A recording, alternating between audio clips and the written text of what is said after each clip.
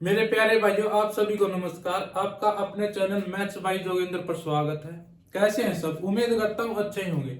आज की क्लास में हम एसएससी जीडी 2022 का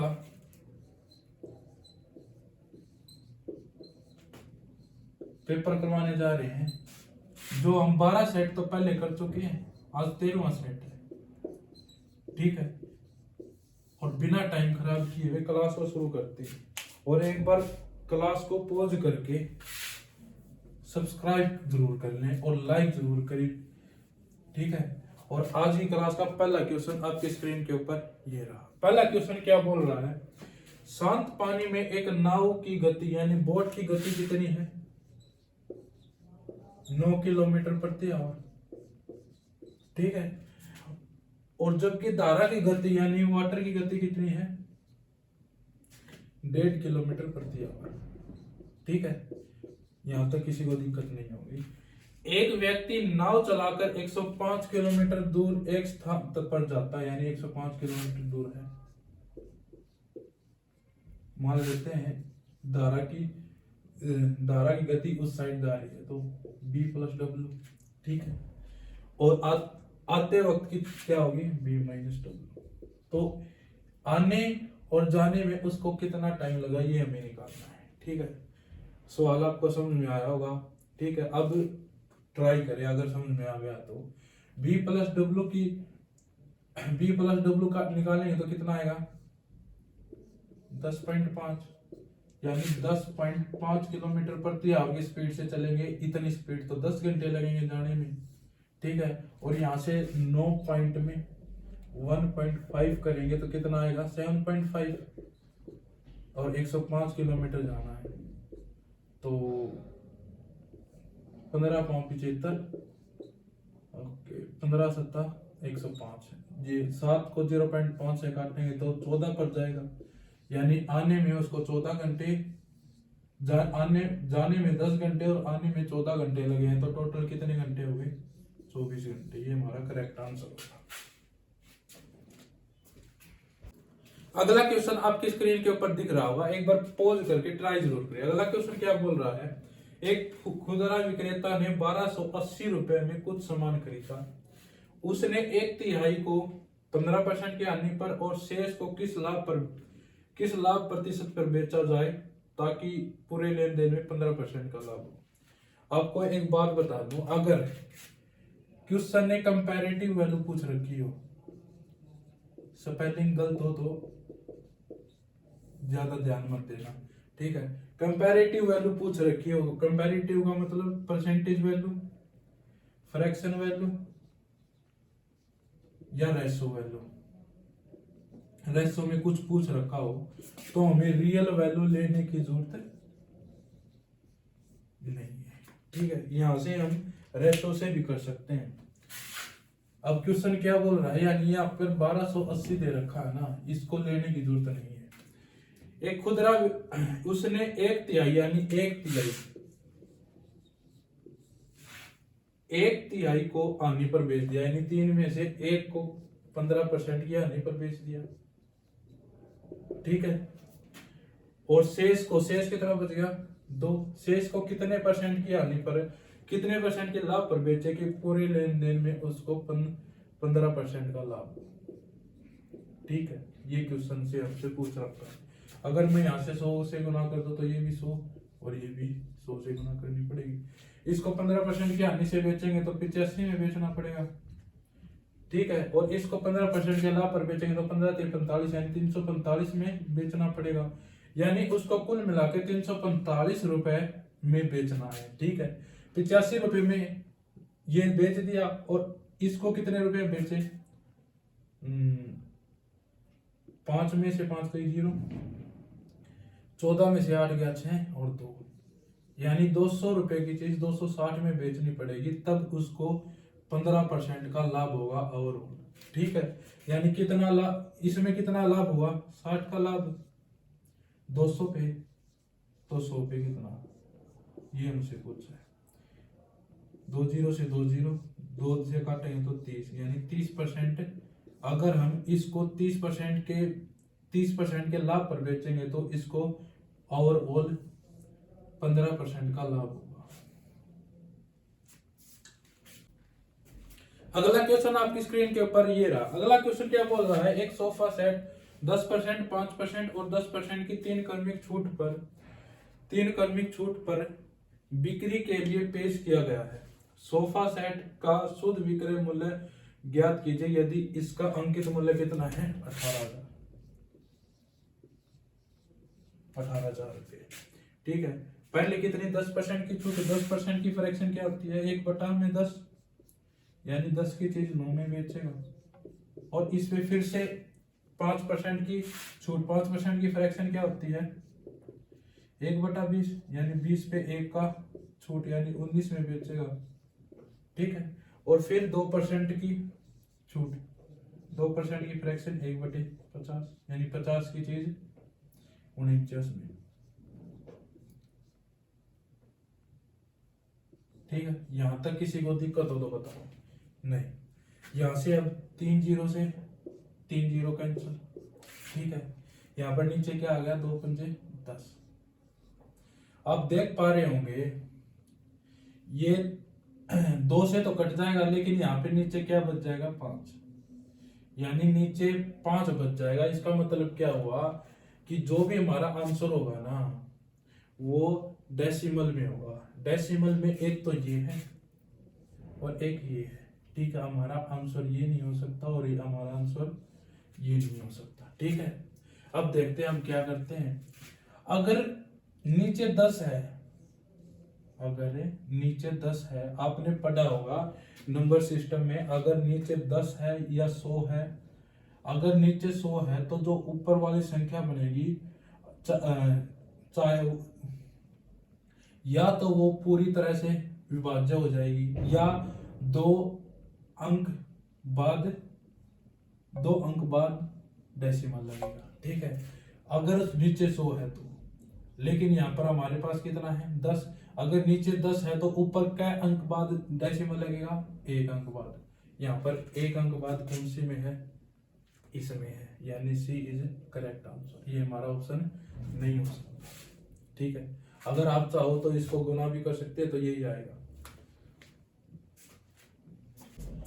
अगला क्वेश्चन आपके स्क्रीन के ऊपर ये रहा। अगला क्वेश्चन क्या बोल रहा है, पहले और दूसरे मिश्र धातु में तांबे और सोने का अनुपात इतना, यानी पहले में कितना है,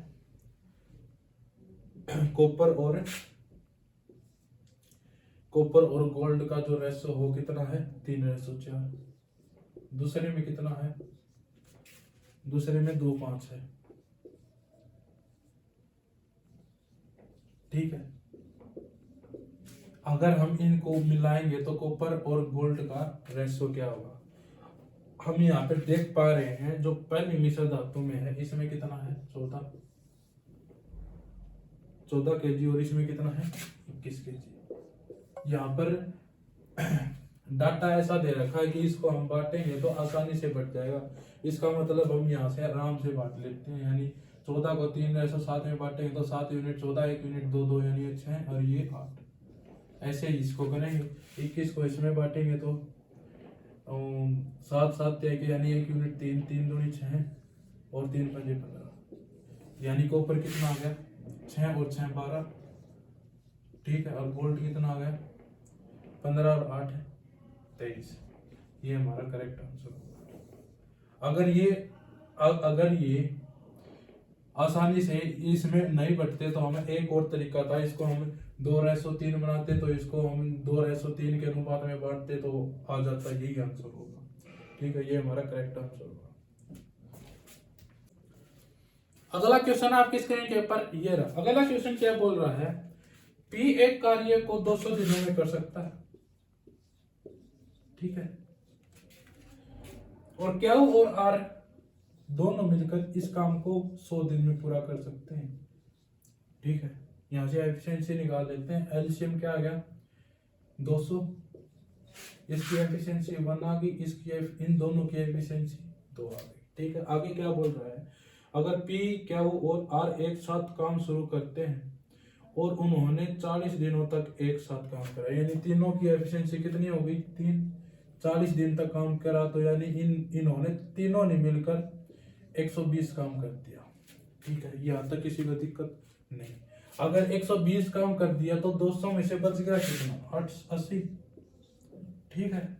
और अब आगे क्या बोल रहा है, और फिर क्या उन्हें काम छोड़ दिया, अब क्या उन्हें काम छोड़ दिया, ठीक है, क्या उन्हें काम छोड़ दिया, और इसको मिलकर और पी और आर मिलकर ने शेष काम 40 दिन में पूरा कर दिया, यानी 80 काम जो है पी ने 1 एफिशिएंसी से, आर की एफिशिएंसी हमें पता नहीं है, और इसको हमने 40 दिन में काम पूरा कर दिया, ठीक है। यहाँ से आर की एफिशिएंसी कितनी आ जाएगी, 1, क्योंकि 1 और 1 2 से भाग करेंगे तभी आएगा ये, यानी इसकी एफिशिएंसी 1 आ गई। तो इसकी एफिशिएंसी 1 है, इन दोनों की 2 है, तो इसकी एफिशिएंसी कितनी आएगी, 1, ठीक है। और आगे क्या बोल रहे हैं, क्या वो अकेला उस काम को कितने दिन में पूरा करेगा, क्या वो की एफिशिएंसी 1 है, तो 200 यूनिट काम करने में 1 एफिशिएंसी से काम करेगा तो कितने दिन में पूरा हो जाएगा, 200 दिन। ये हमारा करेक्ट आंसर है।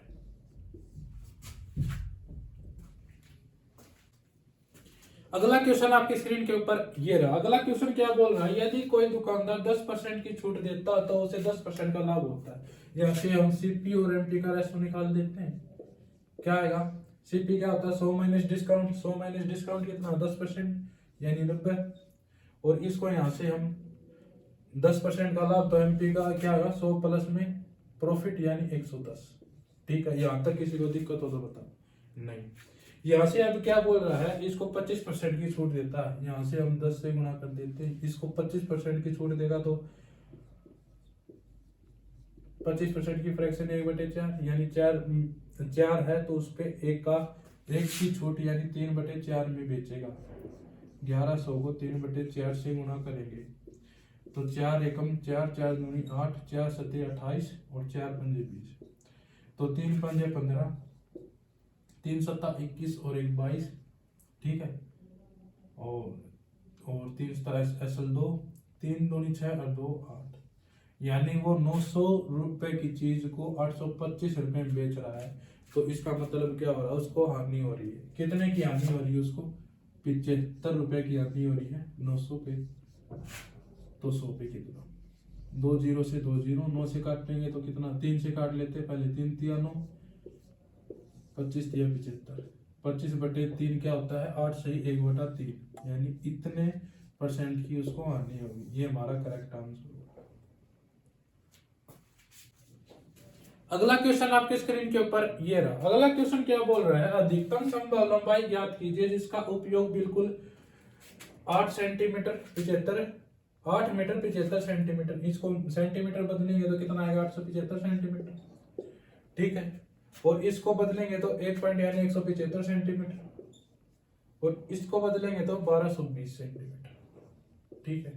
अब आगे क्या पूछ रहा है, लंबाई मापने के लिए किया जा अधिकतम संभव लंबाई ज्ञात कीजिए जिसका उपयोग, यानी इनमें से किसको हम उपयोग करें कि बराबर बराबर ना, तो इतना मान लेते। क्वेश्चन क्या बोल रहा है, यानी ये 10 सेंटीमीटर की कोई लेंथ है, इसको हम मापने जाए ना तो हम चाहे कितने इसके कितने टुकड़े हो जाए, ठीक है, लेकिन जो आखिरी जो हिस्सा आएगा ना वो यहाँ पर आना चाहिए, ठीक है। तो ये क्वेश्चन ये कहना चाह रहा है।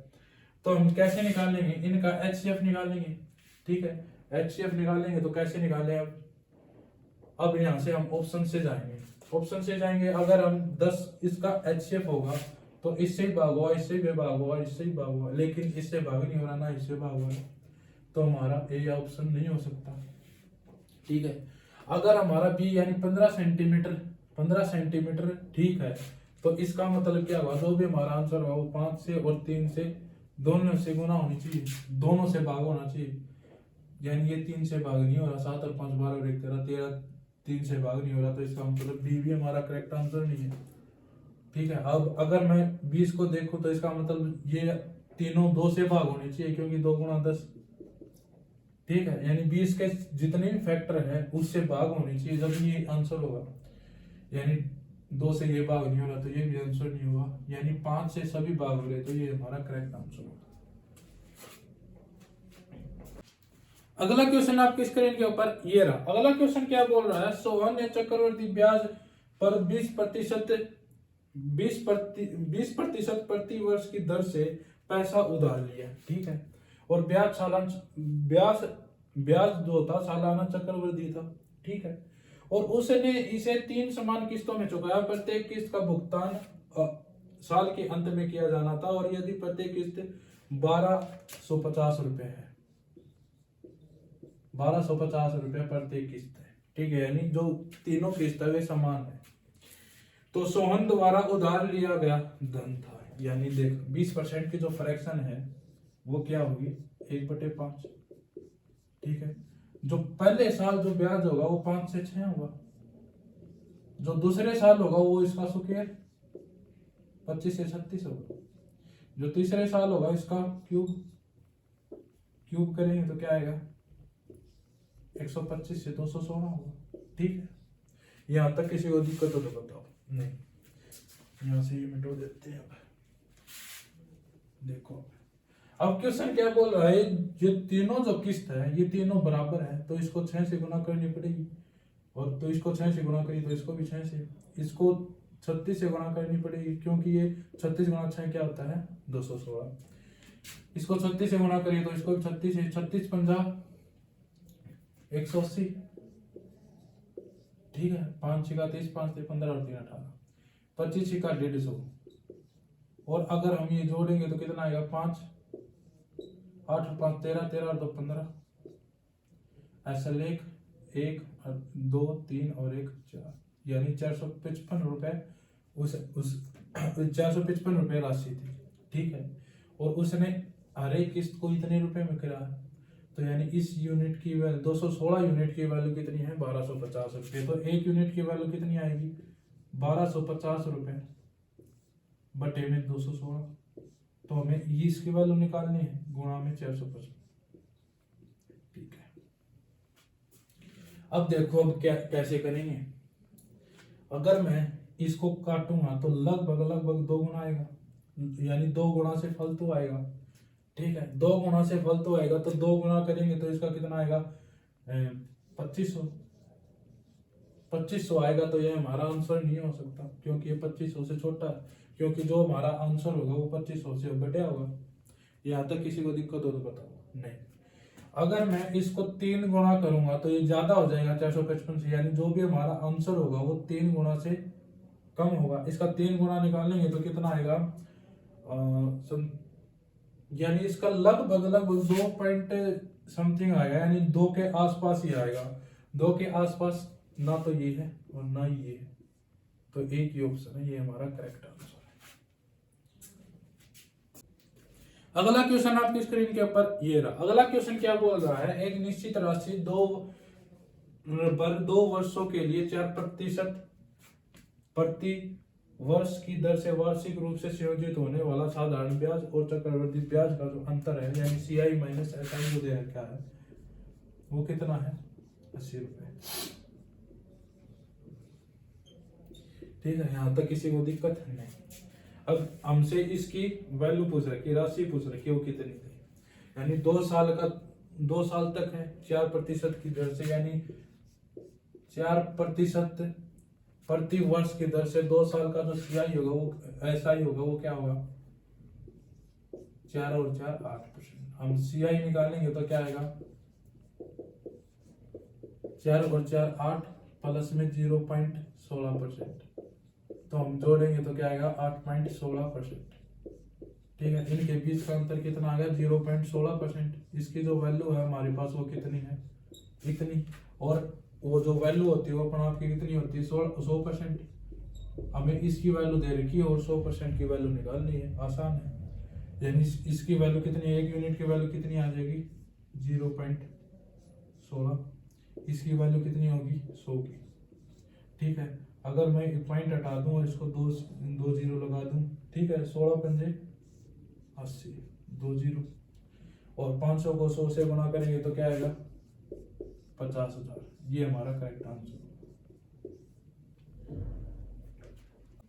अगला क्वेश्चन आपके स्क्रीन के ऊपर ये रहा। अगला क्वेश्चन क्या बोल रहा है, एक वस्तु का अंकित मूल्य लागत मूल्य से 25% अधिक है, ठीक है। यदि इसे 6.4% के लाभ से के साथ 450 रुपये बेचा जाता है तो छूट प्रतिशत छूट प्रतिशत निकालने हैं निकटतम। ठीक है, तो यानी आपको अभी अभी पीछे एक क्वेश्चन करवाया था, उसमें क्या था, उसमें रियल वैल्यू ये थी लेकिन कंपैरेटिव वैल्यू पूछ रखी थी, तो हमें रियल वैल्यू लेने की जरूरत नहीं है। तो इसका मतलब सीपी और एमपी का रेशो क्या हुआ, 25% अधिक है, यानी 25% की फ्रैक्शन 1/4, यानी ये 4 है तो ये 5। यहां तक किसी को दिक्कत नहीं होगी। ठीक है, अब क्वेश्चन क्या बोल रहा है, यदि इसे 6.4% के लाभ के साथ बेचा जाता है, यानी 6.4% बटे में 100, फ्रैक्शन पॉइंट हटाएंगे तो कितना आएगा ये, यानी इसको 1000 रुपए में 1000 रुपए सीपी है तो इसको 64 का लाभ हुआ, तो यानी 1064 का ये होगा। ठीक है, ये दोनों सीपी है तो इनको तो बराबर करना पड़ेगा। इसको किससे गुणा करें,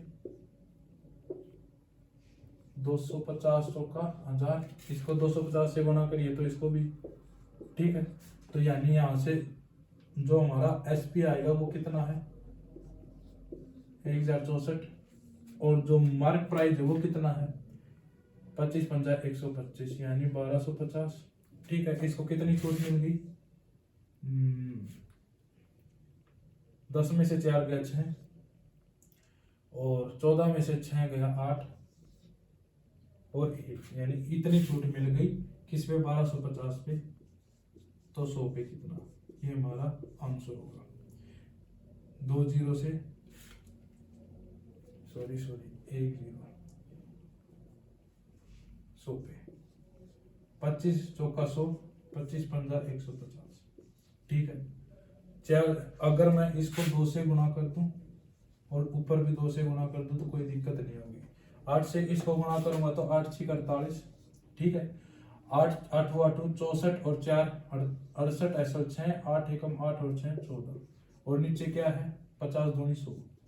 इसको हम कैसे लिख सकते हैं, 14.88, ये किसके आसपास है, 15% के आसपास, यानी आसपास की वैल्यू पूछ रखी था तो हमारे पास 15 इज राइट आंसर। अगला क्वेश्चन आपकी स्क्रीन के ऊपर ये रहा। अगला क्वेश्चन क्या बोल रहा है, ए और बी के बीच एक चुनाव में बी ने 16,200 वोट मिले हैं, यानी बी को 16,200 वोट मिले। ठीक है, बी को मिले वोट हासिल, और ए को कुल वोटों के 8% से आ, ए जो है 8% वोटों से आ जाता है, यानी 100 वोट मान लेते हैं, 100 में से 8 हटा देते हैं तो कितना रह गया 92 को ए और बी में बांटेंगे तो कितना आ गया 41 और 41, और इसको 8 ज्यादा मिले हैं तो कितना हो गया 49, और इसको कितना मिल गया सॉरी ये 46 हुआ, 92 जो 46 में बटेगा। ठीक है, इसको 54 हो गया। ठीक है, इसको 46 मिल गया। अब क्वेश्चन बोल रहा है इसको 54 नहीं मिले, इसको 16,200 वोट मिले हैं, तो 54 यूनिट की वैल्यू इतनी, तो 1 यूनिट की वैल्यू कितनी हो जाएगी, इतनी। ठीक है, तो इनके बीच का अंतर पूछ रखा, वो कितना है 8। करते हैं कैलकुलेट, 2 से काटेंगे तो कितना आएगा 2 चौके 8, 2 से काटेंगे तो 27, 9 तिया 27, 9 एकम 9, 9 8 72। ठीक है, 3 से काटेंगे तो कितना आएगा 600, 600 को 4 से गुणा करेंगे तो 2400, यानी इनके बीच का जो अंतर है वो कितना है 2400। ठीक है, ये हमारा करेक्ट आंसर होगा। अगला क्वेश्चन आपकी स्क्रीन के ऊपर ये रहा। अगला क्वेश्चन क्या बोल रहा है, 7 प्राकृतिक संख्याओं का औसत 70 है। ठीक है, और इनमें से 6 संख्याएं हैं वो कितनी है 32 है। पहली संख्या 32 है, दूसरी संख्या 69 है, तीसरी संख्या 72 है, ऐसे ही 65 है, 79 है और 48 है, और एक 7वीं संख्या है वो x, यानी हमें 7वीं संख्या निकालनी है, और इनका जो टोटल औसत है वो कितना है 70। ये 70 से कितना कम है 40, यानी 38 कम है। ठीक है, ये 1 कम है,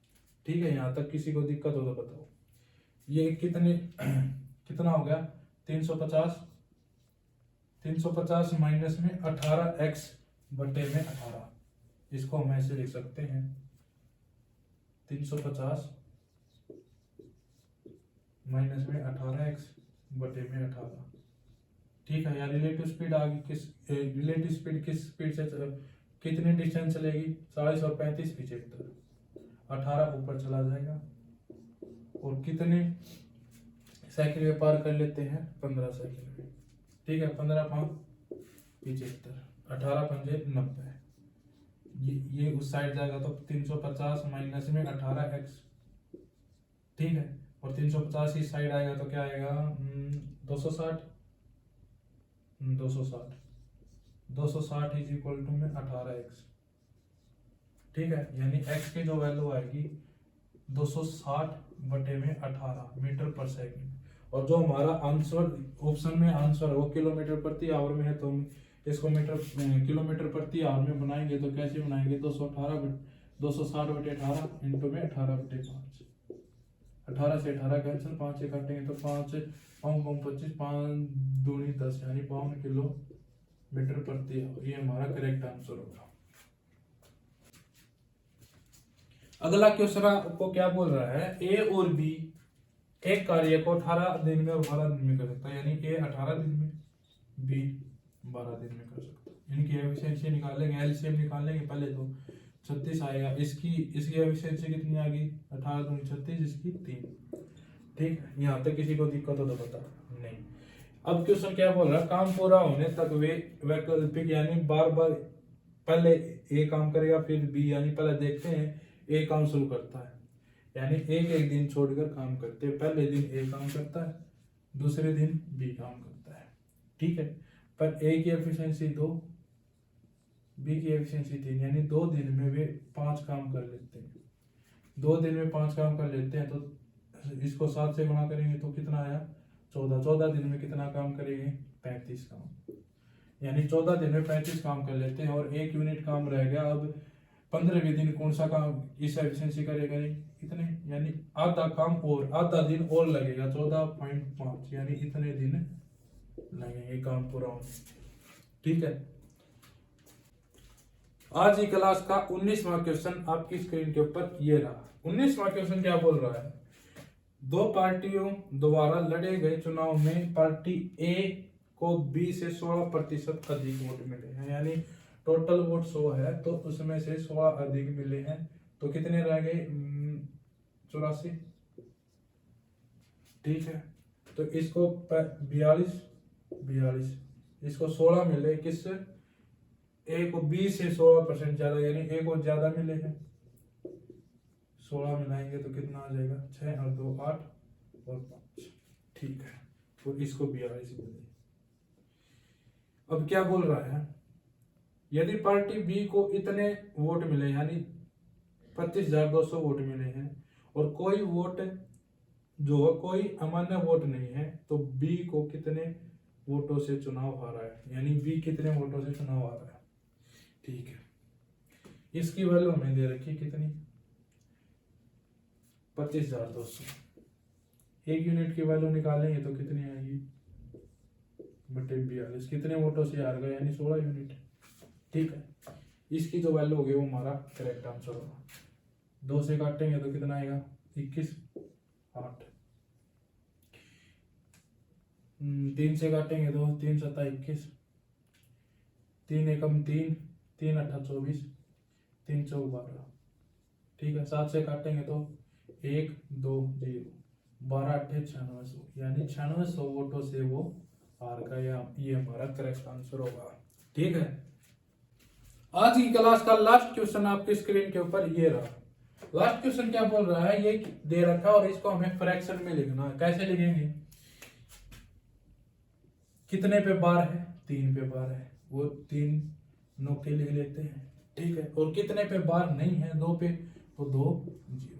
ठीक है, और ऊपर को कैसे लिखेंगे, 4 5 2 3 5 में से जितने पे बार नहीं है उतना घटा देंगे, तो 5 में 5 0 9 1 5 4, यानी 45190, 0 से 0 कैंसिल, यानी 45 19 में बटे में 999 जीरो। ठीक है, ये हमारा करेक्ट आंसर है। अगर ये क्लास आपको अच्छी लग रही है, बहुत लाभदायक लग रही है, तो एक बार चैनल को सब्सक्राइब करना न भूलें और लाइक जरूर करें और ज़्यादा से ज़्यादा शेयर करें। और जितने भी हमारे प्यारे भाई बहन हैं, जितने भी दोस्त हैं, उनको ज़रूर बताएं यहाँ पर क्लास हो रही है। और आज के लिए इतना ही रखते हैं।